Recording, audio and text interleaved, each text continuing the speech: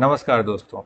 आज हम unified pension scheme के अंदर वीआरएस की बात करेंगे। वीआरएस मतलब वॉलंटरी रिटायरमेंट स्कीम। जब भी हम किसी पेंशन स्कीम की बात करते हैं या रिटायरमेंट की बात करते हैं तो उसमें वीआरएस का जिक्र आना बहुत ज़रूरी है, क्योंकि ये एम्प्लॉयज़ को एक ऑप्शन देता है अपने जॉब से अर्ली एग्जिट लेने का। Unified pension scheme recently central government of India ने अपने एम्प्लॉयज़ के लिए लॉन्च किया था और इसको लेके बहुत सारी क्लैरिटी टाइम टू टाइम सरकार लेके आ रही है। इसी क्रम में 2 सितंबर 2025 को सरकार ने एक नया नोटिफिकेशन जारी किया है। रूल के अंदर वीआरएस को लेके क्लैरिटी दी गई है कि अगर कोई एम्प्लॉय वीआरएस लेता है तो उस केस में उसको पेंशनरी बेनिफिट किस तरीके से दिया जाएगा। तो आइए इसी टॉपिक पे हम डिस्कस करते हैं कि इसमें क्या कहा गया है। तो सबसे पहले हम जान लेते हैं कि थोड़ा सा ब्रीफली हम समझ लेते हैं कि वॉलेंट्री रिटायरमेंट स्कीम का मतलब क्या होता है। तो वॉलेंट्री रिटायरमेंट स्कीम एक ऐसा स्कीम होता है जिसके तहत गवर्नमेंट एम्प्लॉयज़ पेंशनरी बेनिफिट के साथ गवर्नमेंट से रिटायरमेंट ले सकते हैं। इसके लिए मिनिमम 20 ईयर्स का रेगुलर सर्विस रिक्वायर्ड होता है। 20 साल से कम की सर्विस पे आप वीआरएस नहीं ले सकते हैं और इसके लिए गवर्नमेंट एम्प्लॉय को राइटिंग में 3 महीने का नोटिस अपने अपॉइंटिंग अथॉरिटी को मतलब गवर्नमेंट को देना पड़ता है। तो वीआरएस स्कीम पहले वॉलेंट्री रिटायरमेंट स्कीम पहले से भी गवर्नमेंट के अंदर चलती आ रही थी, ओपीएस के अंदर, एनपीएस के अंदर। अब यूपीएस के अंदर इस पे क्लैरिटी दी गई है। यूपीएस को लेके बहुत सारे कन्फ्यूजन्स और डाउट थे, तो वॉलेंट्री रिटायरमेंट स्कीम यूपीएस के अंदर भी सरकार लेकर आई है। तो वॉलेंट्री रिटायरमेंट स्कीम क्यों इम्पॉर्टेंट है? वॉलेंट्री रिटायरमेंट स्कीम इसलिए इम्पॉर्टेंट है क्योंकि ये एम्प्लॉयज़ को एक अर्ली एग्जिट ऑप्शन देता है, एग्जिट रूट देता है गवर्नमेंट जॉब से। बहुत सारे जॉब्स ऐसे हैं जो लोग लंबे समय तक नहीं करना चाहते, 60 ईयर ऑफ एज तक नहीं करना चाहते। डिफ़िकल्ट जॉब्स हैं, टफ जॉब्स हैं, लाइक पैरामिलिट्री फोर्सेज की जॉब हैं, railway loco pilot, arm forces. कई तरह की ऐसी नौकरियां हैं जिसमें बहुत डिफ़िकल्ट सिचुएशन में नौकरी करनी पड़ती है और लोग एक मिनिमम सर्विस करके वहां से एग्जिट लेके अपने फैमिली के साथ सिविल लाइफ में रहना चाहते हैं। इसलिए वीआरएस इंपॉर्टेंट है। यहाँ ये समझना जरूरी है कि वीआरएस और रेजिग्नेशन दोनों अलग अलग चीज़ें हैं। अगर आप जॉब से रिजाइन करते हैं तो आपको कोई पेंशनरी बेनिफिट नहीं मिलता है, और अगर आप वीआरएस लेके निकलते हैं तो आपको पेंशनरी बेनिफिट मिलता है। वीआरएस के लिए मिनिमम 20 ईयर्स का सर्विस रिक्वायर्ड है। तो सेंट्रल गवर्नमेंट ने अभी 2 सितंबर 2025 को central civil services implementation of unified pension scheme under national pension scheme system rules 2025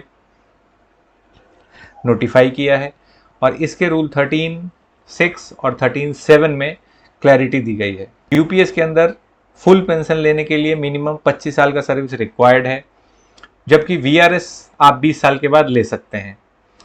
पुराने पेंशन स्कीम्स के अंदर जैसे ओल्ड पेंशन स्कीम में 20 साल के बाद आप वीआरएस लेते थे और 20 साल ही मिनिमम सर्विस फुल पेंशन के लिए भी होता था, वहाँ कोई कन्फ्यूजन नहीं था।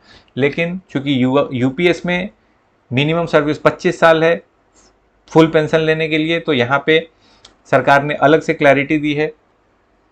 अब यहाँ रूल 6 में अगर आप देखेंगे तो अगर 25 साल से पहले कोई वीआरएस लेता है, मतलब 20 साल से 25 साल के बीच में अगर कोई वीआरएस ले रहा है, तो उसका जो एस्योर्ड पेंशन होगा वो प्रो राटा बेसिस मतलब कि प्रोपोर्शनेटली फिक्स किया जाएगा। कहने का मतलब कि अगर 25 साल में किसी को फुल पेंशन मिल रहा है तो 20 साल की सर्विस पे उसे 80% ऑफ फुल पेंशन मिलेगा प्रोपोर्शनेटली।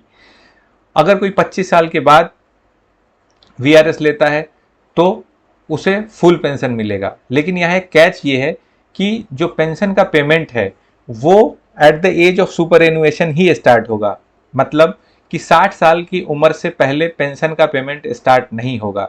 ये काफ़ी ट्रिकी क्लॉज है जिसकी वजह से काफ़ी लोग परेशान हैं।